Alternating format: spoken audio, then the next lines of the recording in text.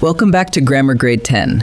This is Unit 11, Lesson 77, and today we're working on one of the most useful comma habits in all of English, the comma that closes an opener. Sentences don't always begin with their subject. Something can go out in front, and when it does, a comma often has to mark where that front part ends. We'll look at participial phrases, prepositional phrases, adverb clauses, and one small contrasting phrase with a very big name. Let's get into it. Let's lay out the shape of the whole lesson first. A sentence does not have to begin with its subject. Something can go in front of it, and when something does, a comma often has to close it off. Three kinds of openers show up again and again. A participial phrase, which always takes a comma, a prepositional phrase, which sometimes takes one, and an adverb clause, which takes a comma when it leads. Then there is a fourth job, a phrase that sits inside the sentence and contrasts with what came before it. In every case, the comma is doing the same small thing. It marks where the opener ends and the main sentence begins. Let's start with the opener that never gives you a choice, the participial phrase. Back in Lesson 21, you met participles, verb forms ending in ing or ed that act like adjectives. When a participial phrase leads a sentence, it is always followed by a comma. Listen. Startled by the thunder, comma, the dog bolted. Startled by the thunder is an ed participle describing the dog, and that comma is not optional. It is required every single time. Here's another one. Humming softly, comma, Marcus wiped the counter. Humming softly is an ing participle describing Marcus, and again, the comma is required. So carry this away clean. An introductory participle always takes a comma. No length test, no judgment call, no exceptions. Next up, the prepositional phrase. Those little preposition plus object units you met in Lesson 19. Here, the comma is a judgment call, and length is what decides it. Look at the first sentence. After the long drive through the mountains, comma, we slept. That is a long opener. In fact, it is two prepositional phrases stacked together. So we close it with a comma. The rule of thumb? Use a comma after a long introductory phrase, or after the last phrase in a string of them. Now the second sentence. In spring, the garden wakes. That is a single short phrase, only 2 words, and the sentence reads perfectly well without any comma. So we usually leave the comma out. Long or stacked, use it. Short and simple, you usually don't need it. Now here's the exception that makes the short phrase rule interesting, and honestly, it is the most fun sentence in this lesson. Sometimes even a short opener must have a comma, because without one, the reader trips. Look at this.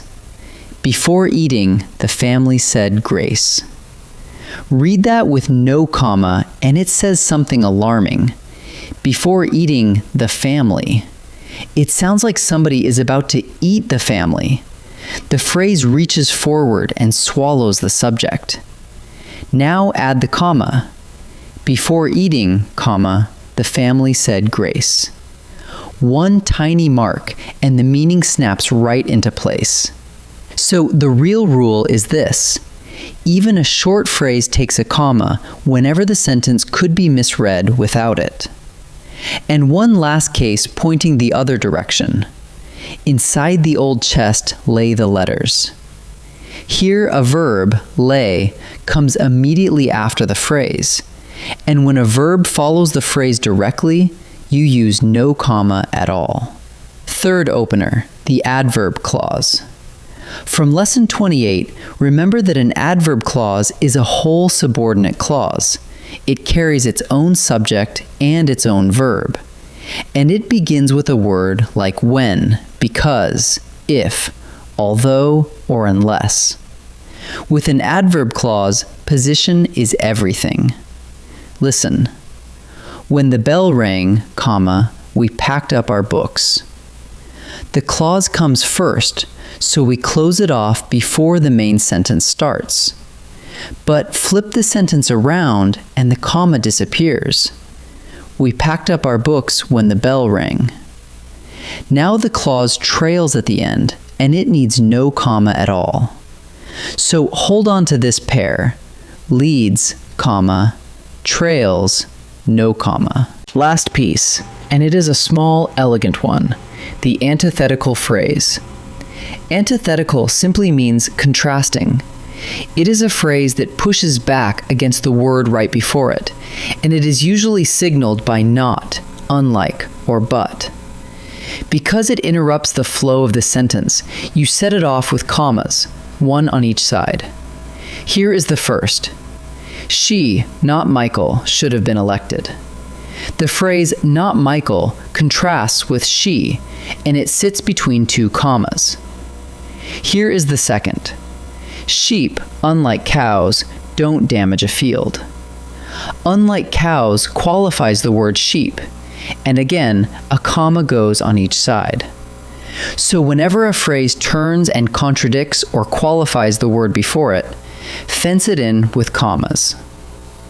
Let's turn all of that into a check you can run in about a second. Question 1.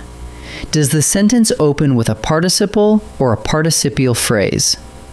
Then a comma, always. No thinking required. Question 2. Does it open with a prepositional phrase? Use a comma if that phrase is long, or if several are stacked together, or if leaving the comma out would let the reader misread the line. But skip the comma if a verb comes right after the phrase. Question 3. Is the opener an adverb clause? Comma when it leads, no comma when it trails. And question 4. Is there a phrase that contrasts, marked by not or unlike? Fence it with commas on both sides. 4 questions, and every one of them is really asking the same thing. Where does the opener end? Let's practice. In this first set, I'll give you a sentence with the comma left out.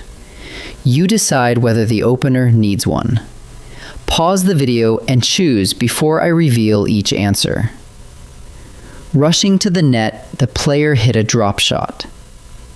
Run question 1. Does it open with a participle? Rushing is an ing form describing the player, so this is an introductory participial phrase, and those always take a comma, no matter how short they are.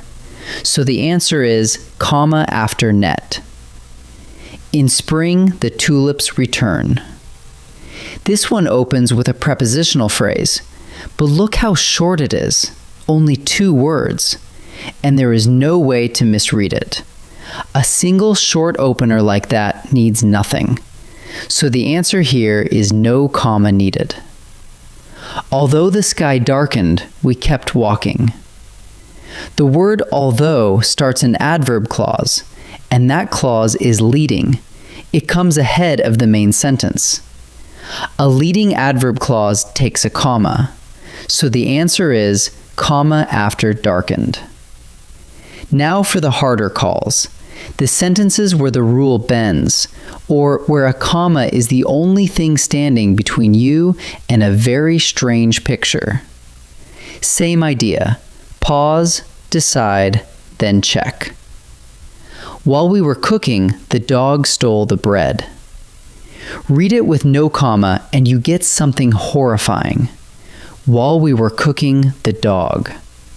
The clause reaches forward and grabs the subject. A leading adverb clause takes a comma anyway, and here, that comma also rescues the meaning. So the answer is comma after cooking.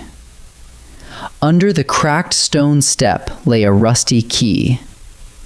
The opener is fairly long, so you might reach for a comma, but check what comes next.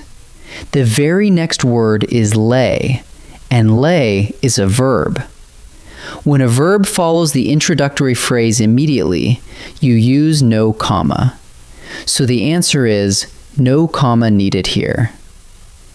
The cat, unlike the dog, ignored the visitors. The words unlike the dog contrast the cat with the dog. So that is an antithetical phrase sitting right inside the sentence. It needs a comma on each side of it. So the answer is commas around unlike the dog. Let's gather it all up.